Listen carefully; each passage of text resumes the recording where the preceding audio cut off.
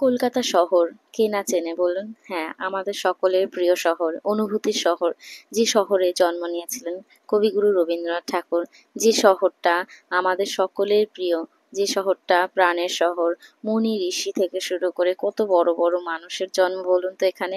বিদ্যাসাগর থেকে শুরু করে বিভূতিভূষণ, শরৎচন্দ্র, রবীন্দ্রনাথ দাশ, আরো কত না কবির, কত না লেখকের গল্পে রয়েছে, কত কবিতায় রয়েছে। এবং শুধুমাত্র তাই নয়, এইটাকে কেন্দ্র করে কিন্তু এই শহরতলিকে কেন্দ্র করে এই দেশকে স্বচ্ছ রাখার জন্য কত কিছু, কত মানুষের রক্ত, কত মানুষের বলিদান। আমরা সত্যি কথা বলতে কিন্তু সেই বাঙালি, যে বাঙালি আমরা ভাষার জন্য প্রাণ দিতে পারি, যে বাঙালি আমরা যারা কিনা আমাদের স্বাধীনতার জন্য মানে কি বলবো অনায়াসে নিজেদের রক্তকে, রক্ত নয় আমরা মানে জলের মতো বইয়ে দিতে পারি। সেই বাঙালির উচ্ছ্বাসে আবেগে কোথাও যেন ঘা লেগেছে। আর তার জন্যই বাঙালি আজ কিন্তু রাস্তায়, প্রত্যেকটা বাঙালি, ইভেন যারা প্রবাসে বাসিন্দা, প্রবাসের সেই ভাই বোনেরা যারা দীর্ঘদিন এই পরিবার ছেড়ে, এই প্রিয় শহরকে ছেড়ে কিন্তু বাইরে রয়েছে কাজের জন্য, তারা প্রত্যেকে কিন্তু এই আন্দোলনে সামিল হয়েছে যে কোনো জায়গা থেকে। তো আমরা কিন্তু ফোনের ফোন, তারপর টিভি, যে কোনো নিউজ খুললেই কিন্তু হামেশাই দেখতে পাচ্ছি যে কোথা কোথা থেকে মানুষ না বেরিয়েছে বিভিন্ন জায়গায়, বিভিন্ন স্তরে। শুধুমাত্র দেশ, এই যে শহরতলি আমাদের কলকাতা, তো এখানেই কিন্তু এটা সীমাবদ্ধ নয়, এটাকে কেন্দ্র করে মানে এটাকে আহ ছেড়ে, এটা ভেদ করে যেন এই আন্দোলন ছড়িয়ে পড়েছে পুরো গোটা বিশ্বের মধ্যে, গোটা বিশ্বের দরবারে।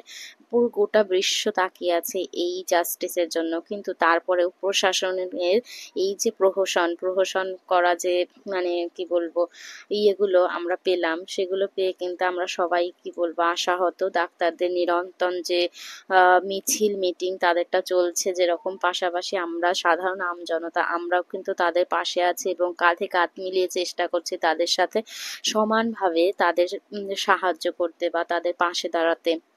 আমরা প্রত্যেকে প্রত্যেকে একটাই দাবি তুলেছি এবং আমাদের প্রত্যেকের চাওয়া কিন্তু একটাই, যে জাস্টিস পাক, অন্তত মৃত্যুর পরে মেয়েটা জাস্টিস পাক। কেননা এতটা নারকীয় দুর্ঘটনা কিন্তু আমরা এর আগে কখনো দেখিনি। একটা মেয়ে যে কিনা 36 ঘন্টা ডিউটির পরে তার নিজেরই কর্মস্থলে, তাও আবার সেটা সরকারি জায়গা, এটা মাইন্ডে রাখতে হবে যে সরকারি একটা কর্মক্ষেত্র, সেখানে কিনা একটা মেয়ে আনসেফ। আর তারপরেও একটা এত বড় ডক্টর, যে মানে ডাক্তারি পাশ করেছে, এমবিবিএস পাশ করার পরে সে কিন্তু হায়ার স্টাডি করছে। তো ডাক্তারি পড়া মানে কি বলবো, পড়তে যাওয়া প্রত্যেকটা স্টুডেন্টের ক্ষেত্রেই বলছি, যারা কি বলবো ক্রাইম করে ভিতরে, এই সন্দীপ ঘোষের মতো নয়, যারা সত্যি সত্যিই ভালোভাবে পড়াশোনা করে ভর্তি হয়, তাদের ক্ষেত্রে কিন্তু পড়াশোনা করে এই পর্যায়ে পৌঁছানো কতটা টাফ তারাই জানে। তো এই সম্পর্কে কিছু মানুষের বিবৃতি দেখে আমি আশাহত, যে কিছু মহিলা সম্প্রদায়ের মানুষ যারা কিনা নিজেদেরই মানে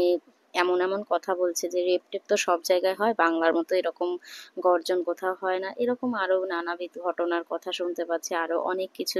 তো এই যে দেখুন এরকম মানে দুর্ভাগ্যজনক একটা পরিস্থিতি, এত মানুষের হুঙ্কার, এত মানুষের সমাবেশ, শুধু কিন্তু একটাই কারণ, তারা সবাই জাস্টিস চায়। আর সেই ক্ষেত্রে কিছু মানুষই কিন্তু আবার দুই একজন যারা ভালো পোস্টে আছে, যারা নিজেদের মানে কি বলবো গা বাঁচানোর জন্য, নিজেদের সেই শাসক শ্রেণীর সাথে যে নিজেদের ভালো রিলেশনটাকে রাখার জন্য যে নিজেদের গা বাঁচিয়ে এমন এমন কিছু কথা বলছেন যেগুলো শুনলে সত্যিই গায়ে জ্বালা দিচ্ছে। এমন একটা নারকীয় দুর্ঘটনা যেটা শুনলে যে কারোর গায়ে শিহরণ জাগছে, যে এরকম ভাবেও মানুষকে মার্ডার করা যায়।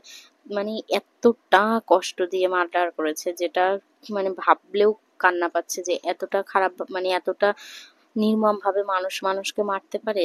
তো সেটা আবার ভিডিও করেছে, ফুটেজ নিয়েছে, আরো বিভিন্ন ঘটনা। তো এখানে দেখতে এই যে ঘটনাটা, এই ঘটনাকে কিন্তু সত্যি কথা বলতে মানে ভীষণই মর্মান্তিক এবং বেদনাদায়ক। তার জন্যই কিন্তু গোটা বাঙালি জাতি আমরা প্রত্যেকেই বলতে গেলে আহ, একসাথে কাঁধে কাঁধ মিলিয়ে নেমেছি এই রাস্তায়।